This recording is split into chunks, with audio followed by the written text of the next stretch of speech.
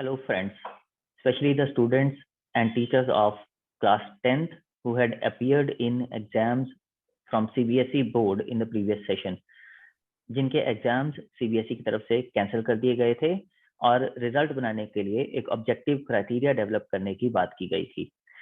1 मई को एक सर्कुलर जारी करके CBSE ने वो ऑब्जेक्टिव क्राइटेरिया डिक्लेयर कर दिया है। क्या है वो ऑब्जेक्टिव क्राइटेरिया और रिजल्ट 10th क्लास के स्टूडेंट्स का कैसे कैलकुलेट होगा और कैसे डिक्लेयर होगा, आइए इस चीज को समझते हैं CBSE के उसी सर्कुलर के द्वारा। तो ये है वो CBSE का सर्कुलर जिसमें CBSE बात कर रही है ऑब्जेक्टिव क्राइटेरिया की। Policy for tabulation of marks for class 10th board exams 21 based on the internal assessment conducted by the schools. तो ये पॉलिसी क्या होने वाली है उसके लिए थोड़ी सी बैकग्राउंड CBSE ने बताई है। बैकग्राउंड में उन्होंने जिक्र किया है अपनी उसी नोटिफिकेशन का जिसमें उन्होंने एग्जाम कैंसिल किया था, और कैंसिल करने के बाद उन्होंने डिक्लेयर किया था कि रिजल्ट जो है वो प्रिपेयर किया जाएगा based on an objective criteria developed by the board. उसी ऑब्जेक्टिव क्राइटेरिया को ये सर्कुलर बता रहा है।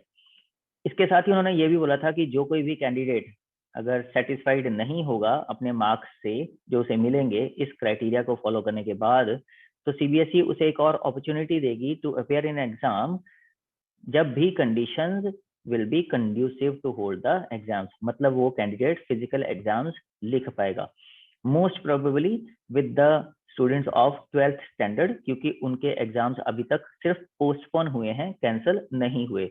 उनके बारे में 1 जून को एक रिव्यू मीटिंग की जाएगी जिसमें यह डिसाइड किया जाएगा कि एग्जाम्स कब करवाए जाएं।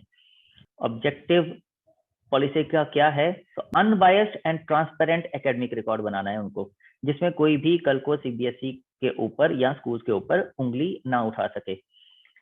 While taking this task, 4 key principles of any evaluation, namely reliability, fairness, flexibility and validity should be followed during the evaluation process.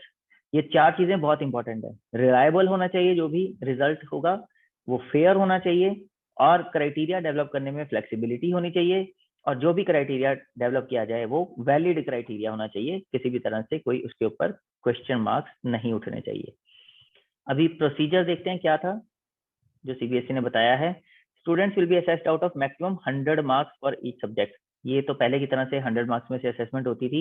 As per the policy 20 marks for internal assessment and 80 marks for the year end board examination. ये भी पहले ही जो होता था उसी को आगे apply करने के बारे में CBSE ने बोला है। Internal assessment of 20 marks will be as per the existing policy. मतलब कोई चेंज नहीं हुआ। जो इंटरनल असेसमेंट पिछले साल स्कूल्स ने कैलकुलेट करी थी उसी के अकॉर्डिंगली वो इस बार भी इंटरनल असेसमेंट करेंगे। एक सर्कुलर का रेफरेंस CBSE ने दे दिया है। ज्यादा डिटेल के लिए ये सर्कुलर रेफर किया जा सकता है कि इंटरनल असेसमेंट कैसे कैलकुलेट की जाती है।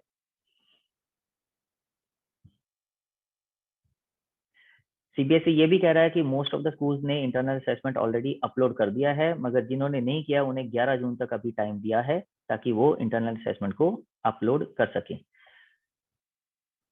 अब जो बची 80 मार्क्स उसकी असेसमेंट कैसे होगी? It will be based on the marks scored by a candidate in different tests or exams conducted by the school during the year. जो भी टेस्ट या एग्जाम्स स्टूडेंट के अपने स्कूल ने कंडक्ट किए हैं साल भर में, उनके बेसिस पर असेसमेंट की जाएगी। Marks should be in consonance with the past performance of the school in the class 10 board exams. ये बहुत इंपॉर्टेंट लाइन है। बोर्ड एग्जाम्स में स्कूल्स का जो पिछले कुछ सालों में रिजल्ट आता रहा है उसके जैसे ही मार्क्स होने चाहिए, बहुत बड़ी वेरिएशन नहीं होनी चाहिए।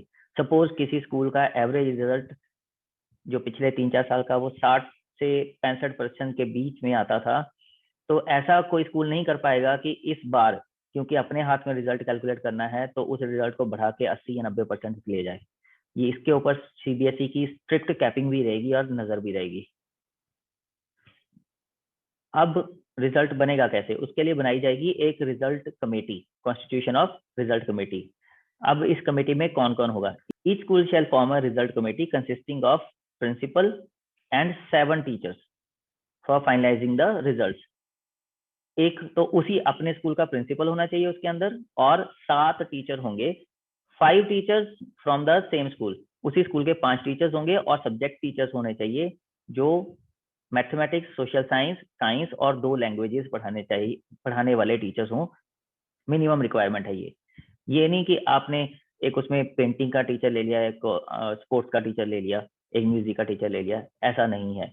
जो मेन सब्जेक्ट बच्चों ने एग्जाम्स में जिनमें बच्चे अपेयर होते हैं, उन मेन सब्जेक्ट के टीचर्स इस कमेटी में स्कूल की अपनी तरफ से मेंबर्स होने चाहिए, जिन्होंने बच्चों को एक्चुअल में पढ़ाया भी है। And 2 teachers from the neighbouring schools should be co-opted by the school as the external members of the committee. 2 teachers आसपास के किसी सीबीएसई एफिलिएटेड स्कूल से ही लेने हैं और वो टीचर्स भी 10th क्लास के टीचर्स ही होने चाहिए। इन्हें एक्सटर्नल मेंबर के तौर पे कमेटी में शामिल किया जाएगा ताकि फेयरनेस बनी रह सके। Recording of evidences and assessment, अब कैसे किन बेसिस पे असेसमेंट करनी है और उसका रिकॉर्ड कैसे मेंटेन करना है। Evidences towards the performance of the students in internal tests and exams conducted by the school, internal जो भी टेस्ट और एग्जाम्स कंडक्ट किए हैं, should be documented student wise and maintained in a secure manner. हर बच्चे का अपना record document किया जाएगा। जो भी एग्जाम कंडक्ट किए गए हैं उसका आंसर शीट्स वगैरह को स्कूल को सेव करके रखना होगा। जो कोई भी प्रोजेक्ट या असेसमेंट की गई है उसका भी रिकॉर्ड स्कूल को सेव रखना होगा। जिस चीज को भी वो रिजल्ट कैलकुलेट करने के लिए यूज करने वाले हैं इस ऑब्जेक्टिव क्राइटेरिया में, उस हर चीज का एविडेंस स्कूल के पास होना चाहिए। These documents may be called upon for subsequent verification as per the instructions of the board. Board चाहे तो इन डॉक्यूमेंट्स को कभी भी मंगवा सकता है वेरीफाई करने के लिए। ऐसा नहीं है कि स्कूल ने कुछ भी कंडक्ट नहीं करवाया और बोल दिया कि मैंने प्रोजेक्ट भी करवाया था और मैंने पीटी एग्जाम्स भी करवाए थे और मिड टर्म एग्जाम्स भी करवाया था और प्री बोर्ड भी करवाया था और ये उसके मार्क्स हैं। आपके पास यानी स्कूल के पास हर चीज का एविडेंस होना चाहिए। जो भी एग्जाम या टेस्ट या प्रोजेक्ट हम लोग इस रिजल्ट में मेंशन करने वाले हैं फाइनल असेसमेंट के लिए। बोर्ड ने एक सर्कुलर, एक गूगल फॉर्म इशू किया था जिसमें स्कूल्स ने अपनी इंफॉर्मेशन भर के भेजी थी कि उन्होंने सेशन में कौन कौन से टेस्ट या एग्जाम्स करवाए हैं। उसमें बेसिकली फोकस था पीरियोडिक टेस्ट पे या यूनिट टेस्ट, हाफ ईयरली या मिड टर्म पे और प्री बोर्ड एग्जाम्स पे। तो जिन स्कूल्स ने ये चीजें भर के भेजी हैं कि हमने ये एग्जाम्स कंडक्ट करवाए हैं, वो इस चीज को अब अल्टर ना करें, इसे मॉडिफाई नहीं कर सकते। सपोज किसी स्कूल ने लिख दिया कि मैंने प्री बोर्ड एग्जाम्स करवाया है, तो अब वो ये नहीं कह सकता कि नहीं मैंने प्री बोर्ड एग्जाम्स नहीं करवाया था। ये ऑलरेडी रिकॉर्ड सीबीएसई के पास है और उसके बेसिस पे सीबीएसई ने आपको वेटेज बताई है कि अगर पीरियोडिक टेस्ट और यूनिट टेस्ट आपने करवाए हैं तो आप उसके 10 मार्क्स लेंगे, 80 में से 10 नंबर। अगर आपने हाफ ईयरली या मिड टर्म एग्जाम्स करवाए हैं तो उसके 30 मार्क्स की वेटेज होगी और अगर प्री बोर्ड एग्जाम्स करवाए हैं तो उसकी 40 मार्क्स की वेटेज होगी। टोटल वेटेज होगी 80 मार्क्स, यानी कि फाइनल थ्योरी एग्जाम के बराबर। तो बिना थ्योरी फाइनल एग्जाम में अपीयर हुए ही बोर्ड ने 80 नंबर में से मार्क्स कैसे अलॉट होंगे ये चीज यहाँ पे क्लियरली बता दी है। अब यहाँ पे मुझे बहुत दुख होता है उन बच्चों के लिए जिन्होंने प्री बोर्ड एग्जाम्स को सीरियसली नहीं लिया था। बहुत से स्टेट्स में फाइनल स्टेजेस में अक्टूबर ऑनवर्ड बच्चों को स्कूल में विद कंसेंट आना अलाउ कर दिया गया था और in that case syllabus complete करने के बाद स्कूल्स ने प्री बोर्ड एग्जाम्स भी कंडक्ट किए थे जो कि फिजिकली स्कूल के अंदर कंडक्ट किए गए थे। और उनमें क्योंकि कुछ बच्चों ने ऑनलाइन एजुकेशन को सीरियसली नहीं लिया था और इस वजह से फिजिकल एग्जाम्स जब पहली बार हुए तो उन एग्जाम्स में वो अच्छे से परफॉर्म नहीं कर पाए थे। बच्चों के मन में ये बहुत बड़ा डर था कि बोर्ड कहीं प्री बोर्ड एग्जाम्स को अपने ऑब्जेक्टिव क्राइटेरिया में शामिल ना कर ले। अनफॉर्चुनेटली वो डर सही साबित हुआ है और प्री बोर्ड एग्जाम्स को बोर्ड ने ज्यादा वेटेज दी है बाकी एग्जाम्स के मुकाबले। बाकी एग्जाम्स को कम वेटेज है 10 नंबर की और 30 नंबर की, मगर प्री बोर्ड को 40 नंबर की वेटेज है। मतलब मींस आधा आधा 80 में से 40 50% मार्क्स की वेटेज प्री बोर्ड्स को दी गई है। मगर गुड न्यूज इसमें यह है कि अगर उन बच्चों ने बाकी एग्जाम्स पीरियोडिक टेस्ट और हाफ ईयरली ऑनलाइन दिए थे और उनमें उनकी परफॉर्मेंस बहुत अच्छी रही थी तो कम से कम 50% में से तो बहुत अच्छे मार्क्स मिलने का चांस उनके पास है ही है। और बाकी के जो 50% यानी 40 मार्क्स प्री बोर्ड के हैं उसमें उनकी एक्चुअल रियल परफॉर्मेंस जो उन्होंने फिजिकली दी थी वो काम आएगी। Let's hope for the best, keep our fingers crossed कि सभी बच्चों को अच्छे मार्क्स मिले। मेरी दिल से यही इच्छा है।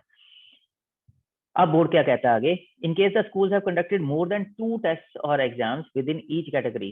सपोज किसी स्कूल ने पीरियोडिक टेस्ट 2 से ज्यादा करवाए हैं, 2 या 2 से ज्यादा, या फिर प्री बोर्ड एग्जाम 2 या 2 से ज्यादा करवाए हैं, the result committee may fix the weightage to be given to each test और exam with in the category subject to the overall maximum. अब ये ओवरऑल मैक्सिमम मार्क्स डिसाइड करने के लिए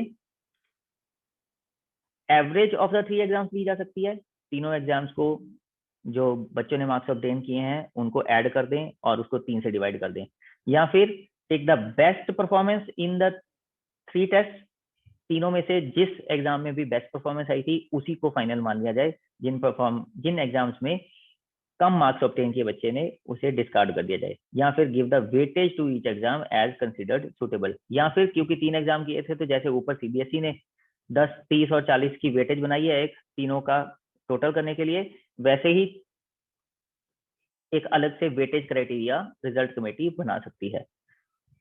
There are some schools where one or more of the above 3 categories of a test have not been conducted.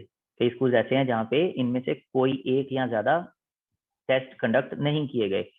Further, there may be differences in terms of mode of conduct of examination. Mode of conduct भी different होगा, किसी school ने online कराए होंगे, किसी ने offline करवाए होंगे। Also it is possible that some of the students may not have appeared in any और some of the examination conducted by the school. ऐसा भी हो सकता है कि बच्चे अपीयर ना हो पाए हों किसी भी वजह से एक या ज्यादा टेस्ट में। In all the above cases result committee constituted by school will have to address these challenges based on the analysis and study of the situation prevailing in the school. Actual स्थिति का जायजा लेना पड़ेगा result committee को, and there after draw up a criteria for the assessment of 80 marks. और फिर एक criteria बनाना पड़ेगा जिसमें 80 मार्क्स कैसे डिस्ट्रीब्यूट किए जाएंगे ये बताया जाएगा। The aim should be to cover as broad a range of assessment objectives as possible. जितना ज्यादा असेसमेंट ऑब्जेक्टिव्स को इंक्लूड कर पाए उतना ही अच्छा होगा, ये एम होना चाहिए रिजल्ट कमेटी का। Rationale for criteria should be well thought out, objective and should be documented in the form of rational document. ये Annexure 2 में एक rational document दिया है, सीबीएसई ने एग्जाम्पल देके समझाया है कि कैसे कैसे किन बेसिस पे आपको असेसमेंट के क्राइटेरिया सिलेक्ट करने हैं। इसी रैशनल डॉक्यूमेंट में ये 2 ए और बी सेक्शंस हैं। पहली कैटेगरी कौन सी है, जहां पे all the 3 exams have not been conducted, इसके बारे में भी बताना होगा कि हमने इस केस में कैसे रिजल्ट निकाला। या फिर in case where the students have not appeared in any और सम ऑफ द टेस्ट और एग्जाम्स। अगर कहीं ऐसा केस है तब भी रैशनल डॉक्यूमेंट में जिक्र करना होगा इस चीज का कि बच्चों ने अपीयर नहीं किया था इसलिए हमने फिर रिजल्ट कैसे बनाया। Committee should in all case clearly record all the decisions. Committee को सब कुछ डॉक्यूमेंटेड रखना है, लिख के रखना है सारे डिसीजन को in writing with the reasons in the rational document. Assessment standardisation, standardised कैसे होगी असेसमेंट। ये नहीं है कि किसी स्कूल ने अलग से क्राइटेरिया अपना लिया, किसी ने अलग से अपना लिया और रिजल्ट एकदम से वेरी कर गए स्कूल के। As the marks will be allocated at the school level, they will strictly not be comparable across schools due to variations in quality of question papers, evaluation standards and processes. अब CBSE इस चीज को clearly मान रही है कि जो schools अलग अलग, क्योंकि क्वेश्चन पेपर अलग अलग तरीके के बनाते हैं, इवैल्यूएशन स्टैंडर्ड्स अलग अलग होते हैं, प्रोसेस अलग होती है, mode of conduct of exam अलग अलग होता है, इसलिए जो मार्क्स एलोकेट होंगे वो कंपेरेबल नहीं हो सकते। तो उसको इंश्योर करने के लिए कि वो कंपेरेबल हों और स्टैंडर्डाइज्ड हों, each school will have to internally moderate the marks to account for the school level variations by using reliable reference standard. एक रेफरेंस स्टैंडर्ड बनाना होगा जिसको हर स्कूल फॉलो करेगा, जिसकी वजह से जो मार्क्स होंगे वो स्टैंडर्डाइज्ड हो पाएंगे। तो क्राइटेरिया सीबीएसई ने क्या लिया है मार्क्स की मॉडरेशन का, ताकि स्टैंडर्ड एक बना रहे बोर्ड एग्जाम्स में उस स्कूल की पिछले 3 साल की परफॉर्मेंस, इसी के बेसिस पर इस साल का रिजल्ट अनाउंस होगा।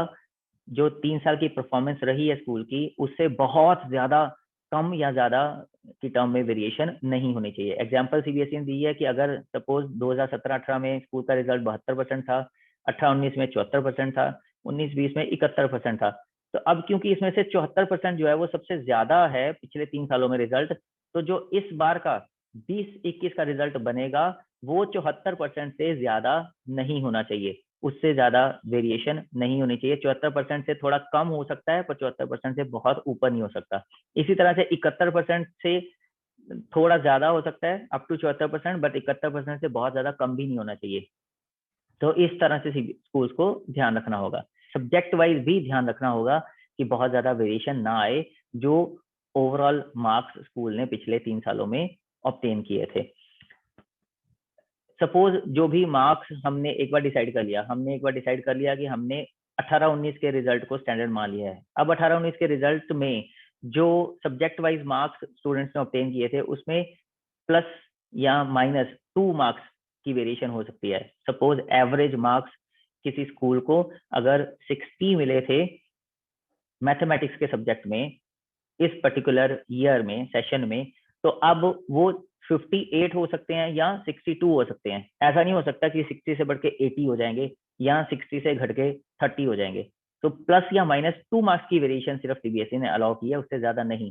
तो 5 सब्जेक्ट्स में इंडिविजुअली हर सब्जेक्ट में प्लस या -2 मार्क्स की वेरिएशन हो सकती है, मगर जब 5 सब्जेक्ट्स का टोटल किया जाएगा ओवरऑल रिजल्ट का, तो वो जो रेफरेंस ईयर के रिजल्ट से वेरी नहीं करना चाहिए। मींस सपोज अगर रेफरेंस ईयर का रिजल्ट 65 था, तो सब्जेक्ट्स में इंडिविजुअली तो ऊपर नीचे आप कर सकते हो +2 या -2 मार्क्स का, मगर जब आप 5 सब्जेक्ट्स का टोटल करोगे तो वो उस रेफरेंस ईयर के 65% रिजल्ट के बराबर ही होना चाहिए, उसमें वेरिएशन नहीं होनी चाहिए। तो इसलिए रेफरेंस ईयर चूज करना बहुत इंपॉर्टेंट है, समझदारी के साथ करना है। उसमें ये ना हो कि आप रेफरेंस ईयर गलत चूज कर लें। जिस ईयर में भी पिछले 3 सालों में मार्क्स मैक्सिमम थे, वो आपका रेफरेंस ईयर होगा, clear cut. In case data of school is only for 2 years, availability अगर सिर्फ 2 साल की है, तो उन 2 में से जो भी सबसे ज्यादा मार्क्स जिस साल में थे उसे रेफरेंस ईयर लिया जाएगा। और अगर एक ही साल की अवेलेबिलिटी है मार्क्स की, तो उस केस में एक उस सिंगल ईयर को ही रेफरेंस ईयर माना जाएगा।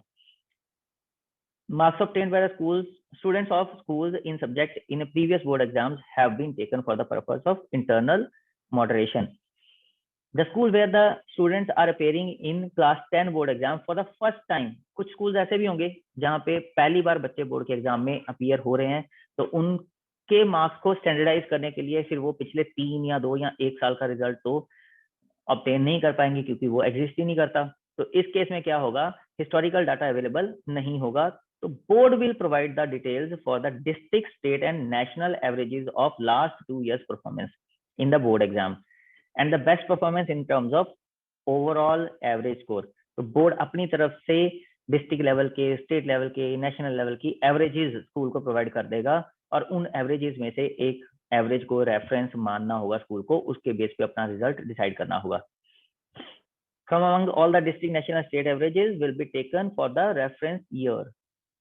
कोई भी आप डिस्ट्रिक्ट, नेशनल या स्टेट एवरेज में से किसी को भी रेफरेंस के तौर पे यूज कर सकते हो। The data will be provided for different groups of school.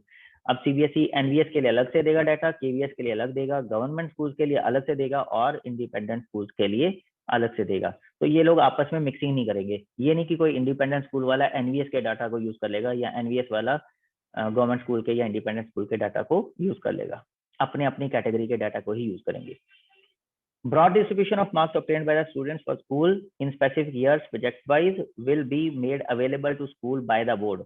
Board ये पिछले स्कूल्स की डिस्ट्रीब्यूशन जो है वो स्कूल्स को उनके लॉगिन अकाउंट में अवेलेबल करवाएगा, खुद बोर्ड अवेलेबल करवाएगा।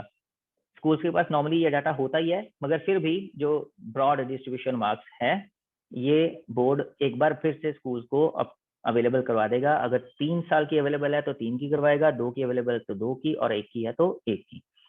Once the result committee finalizes the marks on basis of tests and exams, it has to ensure that the marks of students are aligned with the broad distribution of marks provided by the board. तो जो broad distribution of marks board देगा, result committee को ये ensure करना है कि जो उन्होंने मार्क्स फाइनलाइज किए हैं वो बोर्ड की प्रोवाइड किए हुए ब्रॉड डिस्ट्रीब्यूशन से मैच करते हों। अगर इसमें बहुत ज्यादा वेरिएशन होगी तो फिर से रिजल्ट कमेटी को अपना क्राइटेरिया रिवाइज करना पड़ेगा। To facilitate this and make it easy for the school, CBSE will prepare an online system in which the schools can enter the marks and check whether the marks allocated are in conformity with the historical distribution. तो suppose एक result committee बनाई है XYZ school ने, उन्होंने अपना एक result criteria भी decide कर लिया, रेफरेंस ईयर भी ले लिया, मार्क्स भी सब्जेक्ट वाइज एलोकेट कर दिए, और उसके बाद फिर उनको एक ऑनलाइन सिस्टम जो CBSE इशू करेगा उसमें मार्क्स भर के देखने होंगे। जब वो मार्क्स फिल करेंगे, अगर वहां पे वेरिएशन हुई तो वो मार्क्स अपलोड नहीं होंगे, वहां पे एरर आ जाएगा, उनको दोबारा से रिवाइज करने के लिए बोला जाएगा। In case there is a mismatch, जहां भी मिसमैच हुआ, result committee shall have to revise the marks and as the case में be as per the consistent and objective criteria which should also be documented in the rational document।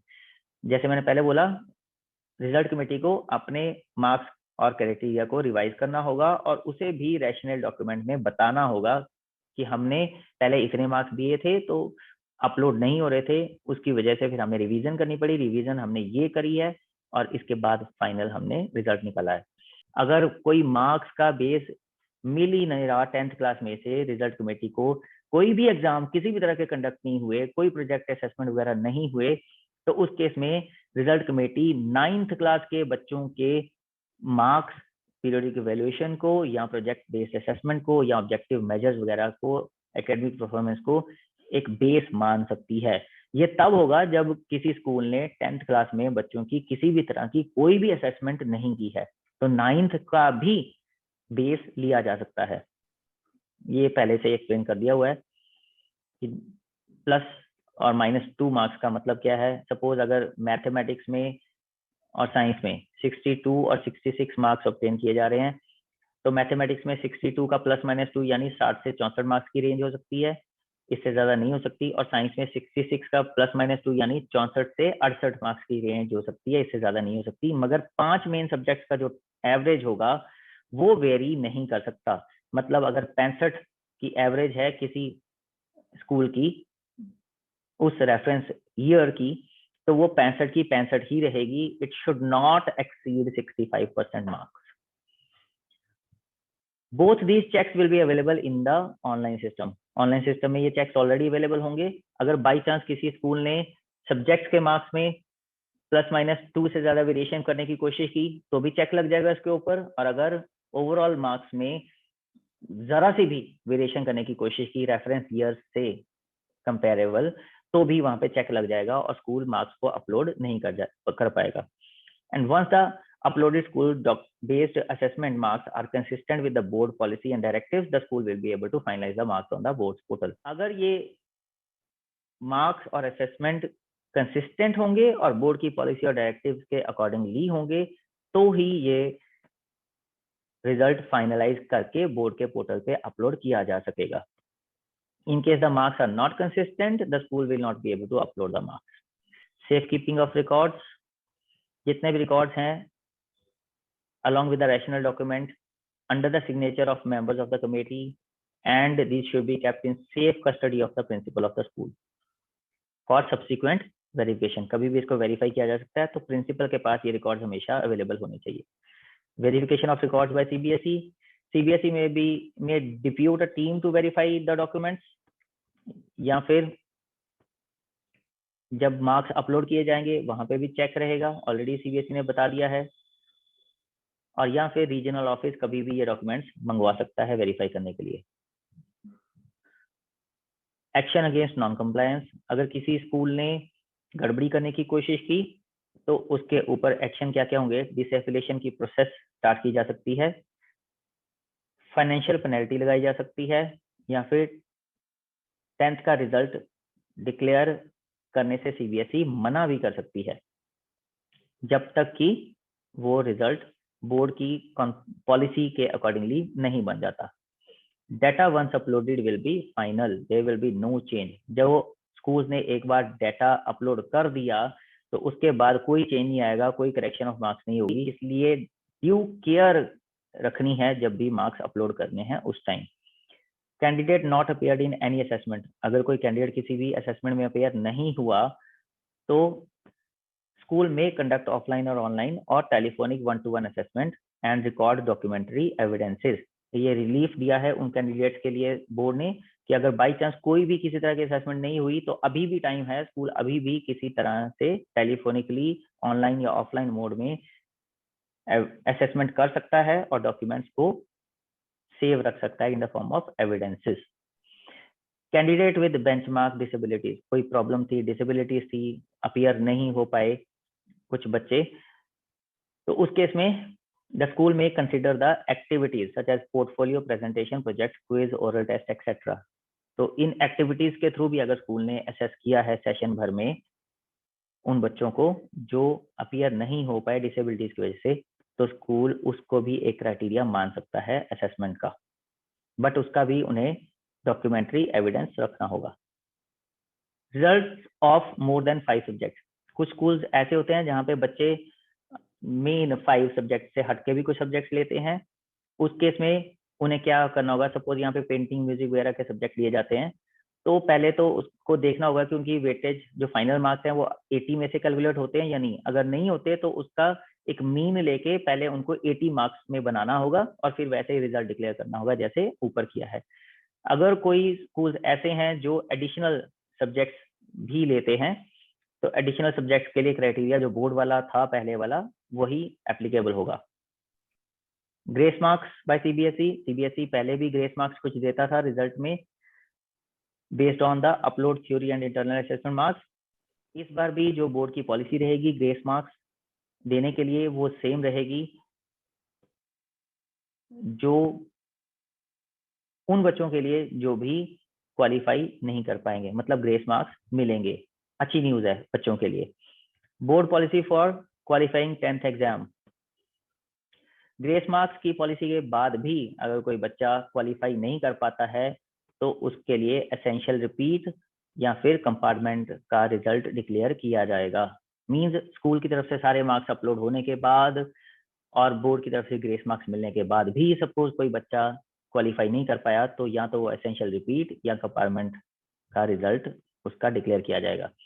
Conduct of compartment examinations, after declaration of result school will conduct an objective type offline या online compartment examination. Suppose किसी बच्चे की compartment आ गई तो school उस compartment exam का result जो exam conduct करेगा based on the sample question paper provided by CBSE.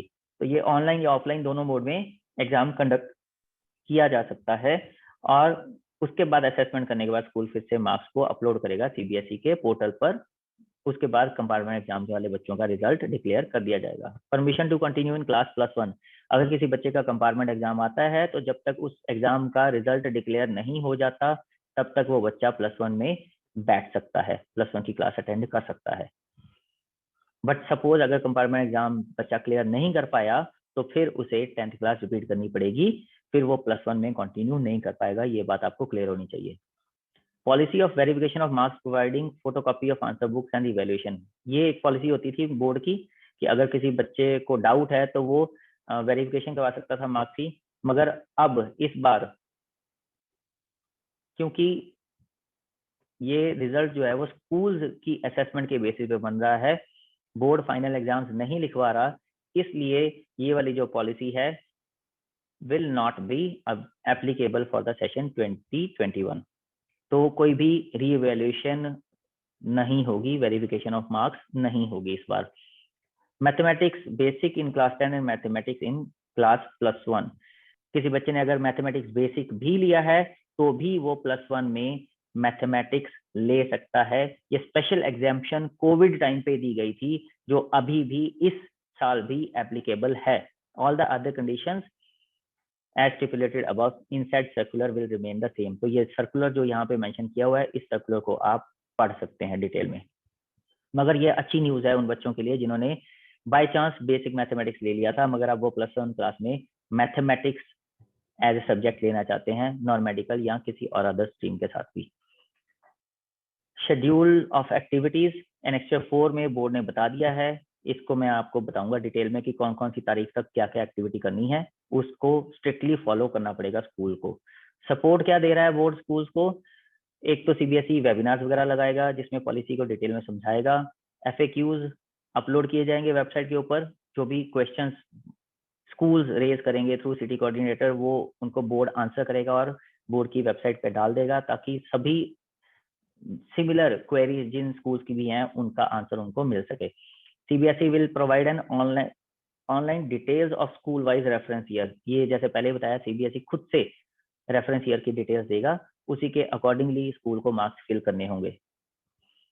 In case of observations of clarification school में send their queries to their city coordinator. अगर कोई भी इसके अलावा क्वेश्चंस हैं, क्वेरीज हैं, तो स्कूल सिटी कोऑर्डिनेटर को लिखेंगे और सिटी कोऑर्डिनेटर उनमें से कॉमन क्वेरीज छांट के बोर्ड को ईमेल करेगा at this email ID. But ये ईमेल आईडी पे हर किसी को मेल नहीं भेजनी है, प्लीज सिर्फ सिटी कोऑर्डिनेटर ही इस ईमेल आईडी पर मेल करेगा common queries by all the schools, और जिसके रिप्लाई मिलने पर सिटी कोऑर्डिनेटर सभी स्कूल्स को बताएगा। बट उसके साथ ही साथ ऐसी क्वेरीज को एड्रेस करने के बाद सीबीएसई भी एफएक्यूज की फॉर्म में उन सभी क्वेरीज के आंसर्स को बोर्ड की वेबसाइट पर डाल देगी, ताकि और भी स्कूल्स की अगर सिमिलर क्वेरीज हैं तो उनको भी सेम रिप्लाईज मिल सके।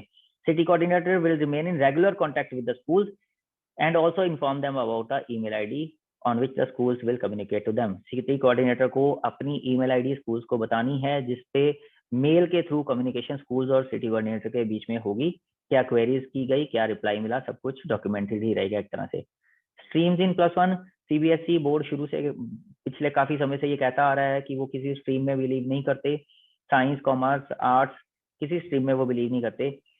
सीबीएसई क्लियरली बोलता है कि बच्चे कोई भी कॉम्बिनेशन ले सकते हैं सब्जेक्ट्स का। कॉम्बिनेशन अवेलेबल हैं सीबीएसई की साइड पे, उनमें से कोई भी कॉम्बिनेशन चूज किया जा सकता है, इसलिए स्कूल्स भी उसे फॉलो करें, स्ट्रीम के चक्कर में बच्चों को उलझाए ना।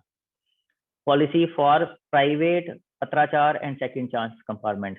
कुछ बच्चे प्राइवेट एग्जाम में अपेयर होते हैं, कुछ पत्राचार से एग्जाम देते हैं, और कुछ कंपार्टमेंट फर्स्ट अटेम्प्ट में नहीं क्लियर कर पाए थे, सेकंड अटेम्प्ट में कंपार्टमेंट क्लियर करना चाहते हैं, तो उनके लिए पॉलिसी सेपरेट बनेगी और उस पॉलिसी को बोर्ड जल्दी ही अनाउंस करेगा। तो ये था मेन सर्कुलर। अब इसके साथ इन्होंने कुछ एनेक्स्चर अटैच किए हैं। सबसे पहला जो एनेक्स्चर है वो स्कूल्स के लिए है, बहुत इंपॉर्टेंट है कि कमेटी कैसे कॉन्स्टिट्यूट की जाएगी और कमेटी को कैसे फंक्शन करना है। तो ये इसके लिए मैं अलग से एक वीडियो बना दूंगा। नेक्स्ट जो एनेक्स्चर है वो रेशनल डॉक्यूमेंट कैसे बनेगा, कैसे फिल करना है, ये भी स्कूल्स के लिए है। उसी नेक्स्ट वीडियो में मैं इसे भी एक्सप्लेन कर दूंगा। नेक्स्ट एनेक्स्चर है इंटरनल मॉडरेशन ऑफ मार्क्स। ये एक सैंपल सीबीएसई ने बताया है, इसे भी मैं नेक्स्ट वीडियो में एक्सप्लेन करूंगा। बट आप देख सकते हैं कि बोर्ड ने थोड़ा सा हिंट दे दिया है कि किस तरह का वो रेफरेंस ईयर के अकॉर्डिंगली मार्क्स स्कूल्स को बताएंगे, और उसमें स्कूल्स को अपने मार्क्स फिल करने होंगे। ये भी स्कूल पर्पज से है, इसलिए नेक्स्ट वीडियो में। हाँ, ये एनेक्स्चर 4 मैं थोड़ा सा एक्सप्लेन कर देता हूँ, जो टाइम शेड्यूल के बारे में बताता है कि कौन सी एक्टिविटी कब करनी है, क्योंकि ये बच्चों से कंसर्न है। बच्चों को रिजल्ट के बारे में एक्साइटमेंट रहती है, रिजल्ट कब आएगा, तो ये उसमें बता देता है। तो फॉर्मेशन ऑफ रिजल्ट कमेटी 5 तारीख तक फॉर्मेशन करनी है रिजल्ट कमेटी की, लास्ट डेट है, उससे पहले पहले फॉर्म करनी है। Provision of subject wise school wise distribution of marks as per the provision as per the previous board exams by CBSE. 10 मई तक ये डिसाइड कर लेना है कि डिस्ट्रीब्यूशन ऑफ मार्क्स कैसे किया जाएगा इस रिजल्ट कमेटी के द्वारा। Finalisation of rational document, rational document भी 10 मई तक उन स्कूल्स के केस में जहां पे कोई एग्जाम्स कंडक्ट नहीं किए गए, यहाँ जहां बच्चे अपियर नहीं हुए, तो वो रैशनल डॉक्यूमेंट भी 10 मई तक फाइनलाइज करना है, साथ साथ ही क्राइटेरिया बनाने के साथ साथ ही। Conduct of assessment if any, जहां पे स्कूल डिसाइड करेंगे कि वो नहीं कर पाए थे कोई असेसमेंट कंडक्ट, अब उन्हें कंडक्ट करना है, वो 15 मई तक उन्हें कंडक्ट कर लेना है। इसके लिए अभी आपके पास स्कूल के पास 10-12 दिन बचे हुए हैं, तो आराम से असेसमेंट कंडक्ट की जा सकती हैं। Availability of portal for uploading the marks, 20 मई तक सीबीएसई पोर्टल बना के शेयर कर देगा जिसपे मार्क्स अपलोड करने हैं। Finalisation of the result by schools, 25 मई तक स्कूल को अपना रिजल्ट फाइनल कर लेना है, मतलब 5 दिन पहले ही आपको पोर्टल मिल जाएगा, फिर भी आपके पास रिजल्ट फाइनल करने के लिए 5 दिन होंगे। Checking and moderation of marks bye school, 28 मई तक आपको मार्क्स जो बनाए हैं उनको चेक कर लेना है, उसकी मॉडरेशन कर लेनी है। Submission of marks to CBSE by 5 June, 5 June environment day तक स्कूल्स को मार्क्स सबमिट कर देने हैं। और सबमिशन ऑफ इंटरनल असेसमेंट पहले से ही सीबीएसई ने डेट दे रखी है 11 जून की। और इस सब के बाद डिक्लेरेशन ऑफ रिजल्ट, जो मेन चीज है जिसके बारे में बच्चे कंसर्न हैं, वो हो जाएगी 20 जून 2021। सो फाइनली 10th क्लास का सीबीएसई का 2020-21 के सेशन के एग्जाम्स का रिजल्ट 20 जून 2021 को डिक्लेयर कर दिया जाएगा. Schools should not wait for last date to complete any activity. In no case the last dates will be extended. किसी भी लास्ट डेट को एक्सटेंड नहीं किया जाएगा. तो इसके साथ ही थैंक यू वेरी मच. ये आई होप जो भी इंफॉर्मेशन मैं आपके साथ शेयर की है ये सभी स्टूडेंट्स और टीचर्स के बहुत काम आएगी. तो फाइनली इन एक्टिविटीज की लास्ट डेट के साथ मैं आपको छोड़ता हूँ और आपसे विदा लेता हूँ. अगर ये वीडियो अच्छा लगा हो और काम का लगा हो तो इसे लाइक जरूर कर दीजिएगा और ज़्यादा से ज़्यादा 10th क्लास के स्टूडेंट्स और टीचर्स के साथ शेयर कर दीजिएगा ताकि उन्हें भी अच्छे से ये पॉलिसी समझ में आ जाए. और मेरे चैनल को सब्सक्राइब करना मत भूलिएगा और साथ ही साथ नोटिफिकेशन बेल का बटन भी जरूर दबा दीजिएगा ताकि इन फ्यूचर जब भी मैं ऐसे इन्फॉर्मेटिव वीडियोस अपलोड करूं तो उसकी नोटिफिकेशन आपको टाइम रहते मिल जाए. Please like, comment, share and subscribe. अपनी क्वेरीज को आप कमेंट बॉक्स में लिख सकते हैं. अगर हो सका तो मैं उन कमेंट्स के रिप्लाई में आपकी क्वेरीज को आंसर भी कर दूंगा. कीप वॉचिंग प्रिंसिपल रसी गुप्ता. Thank you.